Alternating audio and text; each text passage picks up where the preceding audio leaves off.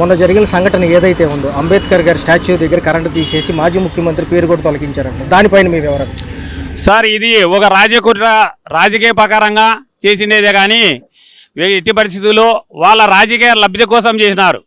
మా అంబేద్కర్ సార్ని హింసపరిచేదానికే వీళ్ళు చేస్తున్నారు తప్ప మా కోసం అయితే ఎవరు కాదు. ఇది ఫ్యూచర్లో ఒకవేళ అదేమైనా తొలగించే అవకాశం ఉందంటారు అక్కడి నుంచి? ఫ్యూచర్లో ఎట్టి పరిస్థితుల్లో వాళ్ళు ఒకటే చేసినారు, జగన్మోహన్ రెడ్డి గారు పేర్లు తొలగించడం జరిగింది. కానీ ఈ విధంగా జరిగితే కనుక ప్రతి ఒక్కరు ప్రతి ఏరియాలో కొన్ని చేస్తున్నారు, వాళ్ళ పేర్లు అదే విధంగా ఉండడం మంచిది. ఇంకోటి మన ఎన్టీఆర్ జిల్లాని ప్రత్యేకంగా వాళ్ళు కేటాయించినారు, మళ్ళీ అక్కడ ఎందుకు మీరు దాన్ని తీసేయడం లేదు? మళ్ళీ అంబేద్కర్ దగ్గరే మీరు ఇది తీసేయడం చాలా అపాయకము. మీరు ఒక రాజకీయ ప్రకారంగా కుట్రలతో మీరు చేస్తున్నారని మేము భావిస్తున్నాం. సరే, ఈ విధంగా కనుక జరిగితే మొత్తం దేశమంతటా మేము ర్యాలీ చేపట్టే కార్యక్రమం తొందరలో చేయబోతాము. ఇప్పుడు 21వ తేదీ కానీ మేము రాష్ట్ర బంధు భారత్ బంధు నిర్మించినాము, దానిలో కానీ పెద్ద ఎత్తున కార్యక్రమాలు చేస్తాము అని తెలియజేస్తున్నాం. ఇది రాజకీయ ప్రకారంగానే సార్, ఇంకా దాని మించింది ఇదేందు లేదు. వాళ్ళు అంటే ప్రజల కోసం మన జగన్మోహన్ రెడ్డి గారు అయితేనేమి, ఇప్పుడు ఉండే ప్రభుత్వాలు కానీ ఎట్ల పరిధిలోనూ ఎస్సీ ఎస్టీలని విడిదీయడం తప్ప వేరే కలిసి ఉండడం వాళ్ళకి బాధ్యత లేదు. వీళ్ళు కనుక కలిసి ఉంటే ఖచ్చితంగా అంటే వీళ్ళు రాజ్యాంగ కోసం ప్రయత్నం చేస్తారనేది వాళ్ళ మైండ్లో పడిపోయింది.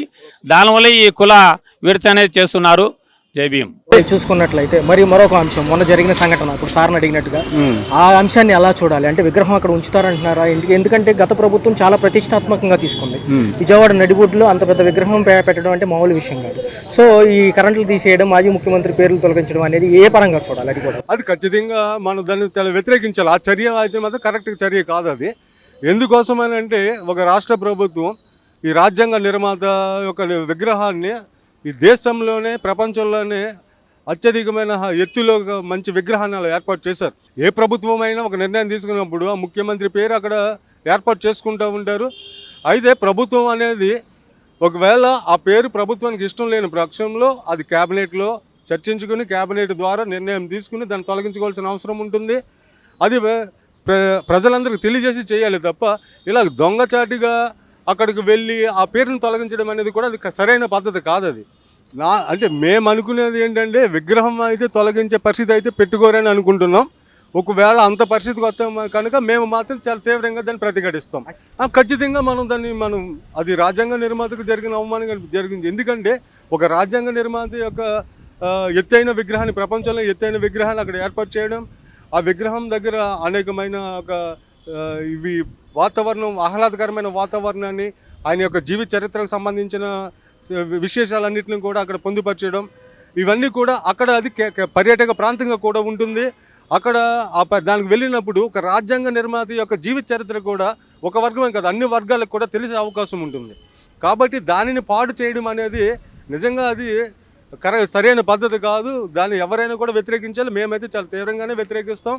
ఎస్సీ ఎస్టీ కులాలు అనేవి కూడా ఈ సమాజంలో వివక్షకు గురైన వర్గాలన్నింటినీ కూడా బాబాసాహెబ్ అంబేద్కర్ ఒక సమూహంగా షెడ్యూల్ తరగతులు ఒక 2 సమూహాలుగా పెట్టి వీళ్ళందరికీ కూడా రిజర్వేషన్లు కల్పించడం జరిగింది.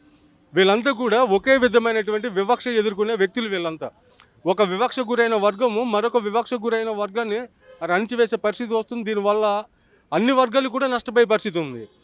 మేము ఒక సిద్ధాంతపరంగా, ఎందుకంటే ఈ దేశంలో కావచ్చు, ఈ రాష్ట్రంలో కావచ్చు, దళితులందరూ ఐక్యంగానే హక్కులు సాధించుకున్నారు తప్ప విడిపోయి సాధించుకోలే. అదేవిధంగా ఇప్పుడు కూడా అందరూ ఐక్యంగానే ఉండాలి, ఐక్యంగానే హక్కులని సాధించుకోవాలి, ఐక్యంగానే వాళ్ళ రాజ్యాధికారంలో ముందుకు కూడా వెళ్ళాలని చెప్పేసి సిద్ధాంతంతో, ఆలోచనతో మనం మొదటగా పోరాటం చేయవలసింది జనాభా నిష్పత్తి ప్రకారం ఇవాళ రిజర్వేషన్ శాతం పెంచవలసిన అవసరం ఉంది. ఎందుకంటే రాజ్యాంగ నిర్మాత యొక్క జీవిత చరిత్రను, ఆయన పోరాటాలను, ఆయన స్ఫూర్తిని అక్కడ తెలియజేసే అనేకమైన చిత్రాలను, అనేకమైన ప్రదర్శనలు అక్కడ పెట్టి ఉన్నారు. వాళ్ళు వీటన్నిటిని పాడు చేయడం అనేది మాత్రం ఎవరు ఒప్పుకోరు. మేము అసలు దాన్ని ఒప్పుకోము. ఆ విగ్రహం అక్కడ ఎలాగైతే ఉందో, ఎలాగైతే ఏర్పాటు చేశారో అది అలానే ఉండాలి. ప్రభుత్వం ఆ విగ్రహం విషయంలో ఏ నిర్ణయం తీసుకున్నా దొంగచాటుగా కాకుండా ప్రజలందరికీ ప్రభుత్వం యొక్క నిర్ణయాన్ని తెలియజేసిన తర్వాత, ప్రజా అభిప్రాయం తెలుసుకున్న తర్వాత మాత్రమే ఏ నిర్ణయమైనా తీసుకోవాలి. అయితే మాత్రం విగ్రహం జోలికి వచ్చినా, విగ్రహాన్ని కదిపే పరిస్థితికి వచ్చినా కనుక మేము ఎట్టి పరిస్థితుల్లో అంబేద్కర్ వాదులుగా మేము ఊరుకునే పరిస్థితి లేదు. తీవ్రంగా ప్రతిఘటిస్తాం. మేము రాజ్యాంగకర్తగా, ఒక రాజ్యాంగ నిర్మాతగా ఆయన గురించి పాఠ్యపుస్తకాల్లో కూడా చదువుకునే ఉన్నాయి. ఒక వర్గానికంటూ ఆయన ప్రత్యేకంగా ఏమీ కాదు, అందరికీ తెలిసిన వ్యక్తి. సో చూసుకుంటే ఇలాంటి చర్యలు ఎలా ఉండబోతున్నాయి? విగ్రహాలని సైలెంట్గా తీసి కదిలిచ్చే సెక్షన్ ఏమైనా పెట్టుకుంటారంటారా? అంటే ఇప్పుడు ఏదైతే లైట్లు తొలగించి మాజీ ముఖ్యమంత్రి గారి పేరు తొలగించారంటున్నారు, ఇలాంటి చర్యలు సమాజంలో ఎలాంటి మెసేజ్ ఇస్తాయి అంటారు అసలు? ఈరోజు మాజీ ముఖ్యమంత్రి గారి పేరు తొలగించారు, రేపొద్దున అలాగే ఏ ప్రభుత్వాలు వస్తే ఆ ప్రభుత్వాలు ఈ పేరు మార్పులు, విగ్రహాల మీద దాళ్ళు ఇవి ముందుగా చేస్తున్నాయి. ముందు మన పరిపాలన ఇచ్చినప్పుడు, ఒక ప్రభుత్వానికి ఇచ్చినప్పుడు ముందు మన జనాలకి ఏం కావాలి అవి దాని మీద పెట్టాలి. కానీ పేరు మార్పుల మీద, విగ్రహాల దాళ్ళ మీద వల్ల వచ్చేది ఒరిగేది ఏముండదు. ఈ వర్గాల మధ్యన, పార్టీల మధ్యన గొడవలు తప్ప. రెండోది, అంబేద్కర్ ఒక కులానికి కానీ, ఒక మతానికి కానీ, లేకపోతే ఒక వర్గానికే పరిమితం చేయడం అన్నది చాలా తీవ్రమైన ఖండించాల్సిన విషయం ఇది. అన్ని వర్గాలు, అన్ని మతాలు కానీ. ఎందుకంటే రాజ్యాంగంలో అంబేద్కర్ పొందుపరిచింది మత స్వేచ్ఛ అలా ఇచ్చారు. అలాగే అందరికీ, ఆడవాళ్ళకి రిజర్వేషన్లు కానీ, ఏ టు జెడ్ అందరికీ చేసిన గొప్ప వ్యక్తి. అలాగే అంబేద్కర్ ఒక కులానికే చెందినోడైతే ఈరోజు అంబేద్కర్ వేరే పార్టీల్లో జెండాలు మోసేవాళ్ళు వాళ్ళ కులాలు తప్ప వేరే కులాలు రాకపోవచ్చు. అలాగే వేరే పార్టీల్లో పదవులు పొందిన వాళ్ళు ఆ పర్టికులర్గా వేరే కులాలు తప్ప వేరే మన కులాలు ఎవరు రారు. కాబట్టి అంబేద్కర్ అందరు వాడు. అలాగే అంబేద్కర్ విగ్రహం జోలికి వస్తే మట్టికి అంబేద్కర్ వాదులు అందరూ ఏకదాటి మీదకి వచ్చి ఆ విగ్రహం జోలికి వచ్చిన, ఆ చుట్టుపక్కల పార్కుగా వినిపించిన అన్ని విషయాల్ని మేమందరం ఈరోజు అందరూ వచ్చి సాయంత్రం అయితే ఆహ్లాదంగా అక్కడ గడిపి ఎవరైనా దాన్ని కించపరచాలన్నా, తుంచపరచాలన్నా తీవ్రమైన పరిణామాలు ఎదుర్కోవాల్సి వస్తుంది.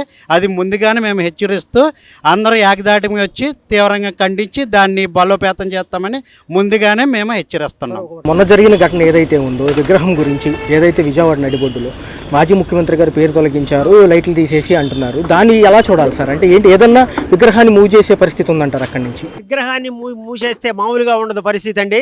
అర్థమైందా? దేశంలోనే ఉన్నటువంటి పర్సంటేజ్ ఎక్కువ ఉన్నటువంటి మా ఎస్సీలు ఉన్నారు, వాళ్ళు ఎవరు కూడా సహించరు. మధ్యలో మరి చంద్రబాబు నాయుడు 2094 ఆ ప్రాంతంలో ఎస్సీలని రెండుగా విడగొట్టాడు, మాలామాదికలకి వర్గీకరణ చేసి. అప్పటి నుంచి కూడా ఏకంగా మేము పోరాటాలు చేస్తూ ఉన్నాం. అది తప్పు అని చెప్పేసి కోర్టుకు వెళ్ళాం. కోర్టు 2004 కొట్టివేయటం జరిగింది. ఆ రకంగా ఇది ఉన్నదాన్ని ఈయన విడగొట్టేసి ఏమీ లేదు, ఇద్దరిని విడగొట్టి ఆయన రాజకీయంగా లబ్ధి పొందాలనే ఉద్దేశంతోనే చేసినటువంటి కుట్ర తప్పితే ఇంకా వేరే ఉద్దేశం లేదని చెప్పేసి ఇందులో తెలియజేయబడుతుంది. మమ్మల్ని అందరినీ విడగొట్టి పాలించాలనే ఉద్దేశాన్ని మానుకుని మాకందరికీ సహకరించాలని చెప్పేసి మేమందరం కోరుకుంటూ ఉన్నాం. విగ్రహాన్ని తొలగించే అధికారం ఎవరికి లేదు, అది చట్టబద్ధంగా చేయబడింది. కాకపోతే ఏంటంటే ఆ పేరు అనేది మాజీ ముఖ్యమంత్రి పెట్టుకోవడం, ఆ ప్లేస్లో పెట్టుకోవడం సమంజసం కాదు. వేరే గేటు దగ్గర ఎక్కడన్నా వేరే ఉద్దేశంతో పెట్టుకోవాలి, కానీ ఆ రకంగా పెట్టుకోకూడదు. ఎందుకనే ఉద్దేశం అంటే ఇది ఒక సహజమైపోయింది. ఏంటంటే ఏ రాష్ట్ర ప్రభుత్వం వస్తే వాళ్ళు పేర్లు మార్చుకోవటం. అంతకుముందు ఎన్టీఆర్ హెల్త్ యూనివర్సిటీ ఉంది, మార్చేసి ఏదో రాజశేఖర రెడ్డి యూనివర్సిటీ అని పెట్టాడు. దానిలో భాగంగానే వీళ్ళు కూడా కక్ష కట్టో లేకపోతే ఇంకో ఉద్దేశంతో, ఎందుకు ఉంచాలనే ఉద్దేశంతో పేరు తొలగించేశారు తప్ప విగ్రహాన్ని తొలగించడానికి ఎట్టి పరిస్థితుల్లో సాహసించలేరు. సాహసిస్తే మేము ఎట్టి పరిస్థితుల్లో ఊరుకోమని చెప్పేసి మీకు సభాముఖంగా తెలియజేస్తున్నాం. విషయం ఏంటంటే ఎందుకు దారి తీస్తుందంటే, ఇప్పుడు ఆయన రాజ్యాంగాన్ని రాశాడు. రాజ్యాంగాన్ని అంటే ఒక వర్గానికి కాదు, అన్ని వర్గాలకి ఉపయోగపడింది. సపోజ్ మనం ఫర్ ఎగ్జాంపుల్ చెప్పుకోవాలంటే, కార్మికులకి 12 గంటలు ఉండేటటువంటి పని దినాలని ఆయన ఏం చేశాడు, 8 దినాలు చేశాడు. అట్లాగే ఆడవాళ్ళకి ప్రస్తుత సెలవులని అవని అన్నిటికీ అందరి కులాలకి ఉపయోగపడేట్టుగా చేశాడు ఆయన. అయితే ఇక్కడ ఉద్దేశం ఏంటంటే, ఇది నిమ్న జాతుల్లో నుంచి పుట్టినటువంటి ఆయన రాజ్యాంగం రాశాడు కాబట్టి ఇలా ఉంది, కానీ అదే అగ్రకులాన్ని పుట్టితే ఇలా ఉండేది కాదు, ఆయన నెత్తి మీద ఎక్కించుకునేవాళ్ళు. కాబట్టి ఇది ఆ రకంగా నిమ్న కులాల నుంచి వచ్చిన వాళ్ళు లాగా చూస్తున్నారు తప్ప రాజ్యాంగం అందరికీ ఉపయోగపడేటట్టుగా రాశాడు ఆయన. రాజ్యాంగం లేకపోతేనే ఈ దేశం లేదు. రాజ్యం అంటే స్వతంత్రం వచ్చినాక ఎలా నడుచుకోవాలో దాన్ని రాసించినటువంటి మహానుభావుడు ఆయన. కాబట్టి ఆయన విస్మరిస్తే లోకమే, దేశమే ఆయన్ని ఇదవుతుంది. ఆయన్ని ఎప్పుడు అయినా పొగడవలసినటువంటి అవసరం ఉంది. దీన్ని ఆపే పరిస్థితి లేదు, ఏ గవర్నమెంట్ ఆపే పరిస్థితి లేదు. దాన్ని ఎప్పుడు కూడా ఆహ్లాదంగానే గేట్లు తెరిచే ఉంటాయి, అందరూ వెళ్ళొచ్చు. అందులో అంబేద్కర్ దానికి సంబంధించిన లైబ్రరీలోని అన్ని వాళ్ళు ఎంజాయ్ చేస్తూ ఉండొచ్చు వెళ్ళి ప్రజలందరూ కూడా. కాకపోతే దాని ఎట్టి పరిస్థితుల్లో దాని స్థితిపరంగానే కొనసాగుతుంది తప్ప ఒక పేరు విషయంలో వచ్చినటువంటి డిస్ప్యూటే అది. ఆ ప్రభుత్వం వాళ్ళతో ఆ పేరు ఉంది కాబట్టి తీసేసి మా పేరు పెట్టుకోవాలనే ఉద్దేశంతో అలా చేయడం జరిగింది. Okay sir. మొన్న రీసెంట్గా జరిగినటువంటి 2-3 రోజుల క్రితం జరిగినటువంటి విజయవాడ నడిబొడ్డులో మహనీయులు అంబేద్కర్ గారి విగ్రహం ఏర్పాటు చేయడం జరిగింది. అది ఆ పార్టీ ఈ పార్టీ అని కాదు, ఏదేమైనా రాజ్యాంగ శిల్పి, రాజ్యాంగ రూపకర్త అయినటువంటి అంబేద్కర్ గారి విగ్రహాన్ని ఏర్పాటు చేయటం అనేది చాలా హర్షణీయం. అందరూ దాన్ని మెచ్చుకున్నారు. ఈ ప్రభుత్వాలు, కేంద్ర రాష్ట్ర ప్రభుత్వాలు మనువాద ధోరణితో చేసేటువంటి ఈ యొక్క విధానం చాలా అసాంఘికం, అనాగరికం. ఎందుకంటే విభజించు పాలించని బ్రిటిష్ ధరలు ఏ విధంగా మనల్ని పాలించారో అదేవిధంగా ఈ యొక్క మోడీ గవర్నమెంట్ కానీ చంద్రబాబు గవర్నమెంట్ కానీ విభజించు పాలించు విధానాన్ని అవలంబిస్తూ ఉన్నారు.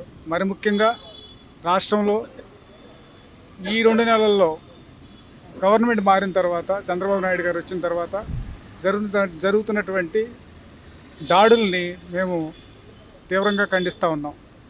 ఎందుకంటే మరి ముఖ్యంగా దళితుల మీద, మరి ముఖ్యంగా ఆడవారి మీద, వీళ్ళ మీద చాలా దారుణాలు జరుగుతూ ఉన్నాయి, రేపులు జరుగుతూ ఉన్నాయి, చిన్నపిల్లల్ని రేప్ చేస్తూ ఉన్నారు. కేవలం రాజకీయ స్వార్థం కోసం వీళ్ళు చేసిన ఈ విధానాల వలన మాలమాదిగల మధ్య వైషమ్యాలు సృష్టించి వీళ్ళు లబ్ధి పొందాలని చూస్తూ ఉన్నారు. అది ఎంతమాత్రం సమంజసం కాదు. కావున అయితే గవర్నమెంట్లు ఈ రోజున్న గవర్నమెంట్ రేపు ఉండకపోవచ్చు, రేపున్న గవర్నమెంట్ ఈ రోజు ఉండకపోవచ్చు, తర్వాత ఉండకపోవచ్చు. కానీ గవర్నమెంట్ చేసినటువంటి అభివృద్ధి పనులు కానీ, విగ్రహాల ఏర్పాట్లు కానీ, ప్రాజెక్టులు కానీ ఏ విధమైనవి కూడా వేరే గవర్నమెంట్ వచ్చినప్పుడు దాన్ని ధ్వంసం చేయడం అనేది, ఆ పేరు తీసేయడం అనేది చాలా విచారించదగ్గ విషయం. ఈ విధానాన్ని చంద్రబాబు నాయుడు గారు ఒకసారి ఆలోచించి ఈ విధమైన దాడులు ఏదైనా కూడా రాష్ట్రాన్ని శాంతి భద్రత కాపాడటంలో మీ బాధ్యత మరి ముఖ్యంగా ఉంది కాబట్టి, మీరు సీనియర్లు కాబట్టి. మేము గమనించినట్టు విషయం ఏంటంటే ఈ రాష్ట్రంలో చంద్రబాబు నాయుడు గారు మేనిఫెస్టో ద్వారా ఎన్నో హామీలు ఇచ్చారు. ఆ హామీలు అమలుపరిచే విధానం వచ్చేప్పటికీ అది చాలా కష్టసాధ్యమైన పని అని ఆయనకు అర్థమైంది. అది మోడీ గారు కేంద్ర ప్రభుత్వం నుంచి నిధులు సక్రమంగా ఇచ్చినట్టయితే చంద్రబాబు నాయుడు గారు అడిగిన విధానం వలన మన 16 ఎంపీలు ఉన్నారు కాబట్టి ఇది కీ పాయింట్ పోయిస్తూ ఉంది కేంద్ర ప్రభుత్వంలో. మన 16 మంది ఎంపీలు అక్కడ కీ రోల్ చేస్తూ ఉన్నారు. ఈ టైంలో వీరు గట్టిగా దాన్ని మీరు హామీలు ఇచ్చిన విధానం మీరు అక్కడ ప్రజెంట్ చేస్తే మోడీ గారిని ఒప్పించుకుని మీరు ఇక్కడ ఈ డెవలప్మెంట్, ఈ హామీలు నెరవేర్చడానికి మీ శాయశక్తిలా కృషి చేయాలి. అట్లా కాకుండా అదేదో నేను ఆ టైంలో నేను చెప్పేసాను ఇప్పుడు చాలా కష్టసాధ్యంగా ఉందని చెప్పడం అనేది మీ యొక్క విజ్ఞతకే దాన్ని వదిలేస్తూ ఉన్నాను. అదే ఏదైనా కూడా ప్రజల్ని ఈ 5 సంవత్సరాలు ప్రశాంతంగా పరిపాలించి ఈ స్మృతివనం, ఈ అంబేద్కర్ బొమ్మ కూడా ఉంటుందో లేదో అన్నట్టు మాట్లాడుతూ ఉన్నారు. పుకార్లు వస్తూ ఉన్నాయి. దయచేసి దానికి మంచి రక్షణ ఏర్పాటు చేసి విజయవాడ పోలీస్ వ్యవస్థని దానిపైన అజమాయిషి ఉండేటట్టు భద్రత కల్పించమని మనస్ఫూర్తిగా కోరుతూ ఉంటాను. నా పేరు Annavaram Sudheer, VCK party. Please do subscribe to Telugu Rajyam channel. Please do subscribe to Telugu Rajyam channel. Please do subscribe to Telugu Rajyam channel. Hi అండి, నేను మీ ఆర్పీని, నెల్లూరు పెద్దారెడ్డి చేపల పులుసు ఓనర్ని. మీరు తెలుగు రాజ్యం అనే ఈ యూట్యూబ్ ఛానల్ సబ్స్క్రైబ్ చేసుకుని మంచి వీడియోలతో వస్తారు. Thank you so much. Hi people, I'm Sonakshi Verma and you please watch Telugu Rajyam and please subscribe to the channel.